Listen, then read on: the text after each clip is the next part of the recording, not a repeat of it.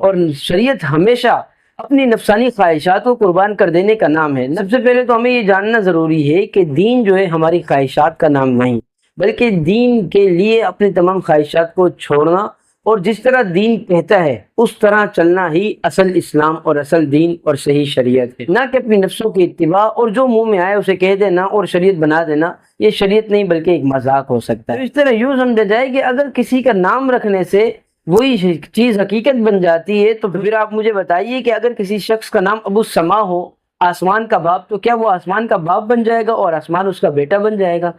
اور اسی طرح اگر کسی کا نام ابو الانسان ہو، انسانوں کا باپ، تو کیا سارے انسان اس کے بیٹے بن جائیں گے اور وہ ساروں انسانوں کا باپ بن جائے گا؟ کیا یہ ذاکر صاحب اسے اپنا والد تسلیم کریں گے؟ تو اس کا جواب ہوگا یقیناً نہیں۔ اور دوسری بات یہ کہ آدم علیہ السلام ترابی ہیں، یعنی مٹی سے پیدا ہوئے ہیں، تو اس کا حقیقت میں یہ مطلب تھوڑی بنتا ہے کہ وہ مٹی کے بیٹے ہو گئے اور مٹی جو ہے ان کی والدہ یا والد ہو گیا۔ تو یہ ایسا تو کہیں بھی نہیں ہے۔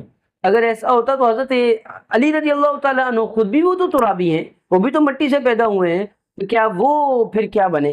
کیا وہ مٹی کے بیٹے نہیں ہوئے؟ تو یہ نہ تو عقلی طور پر بات سمجھ میں آتی ہے، نہ تو کوئی شرعی طور پر اس کی کوئی حقیقت ہے۔ بس اس طرح کی باتیں عام طور پر اپنے حلقہ احباب میں بیٹھ کر کرتے ہیں تاکہ لوگوں کے درمیان واہ واہ ہو جائے، لیکن حقیقت میں جو عقل والا شخص ہوتا ہے وہ سمجھ جاتا ہے کہ ان کی علمی حیثیت کیا ہے۔ تو لہٰذا سامعین محترم، اس کا کسی طریقے سے بھی کوئی بھی قرآن و حدیث سے یا شریعت سے تعلق نہیں ہے۔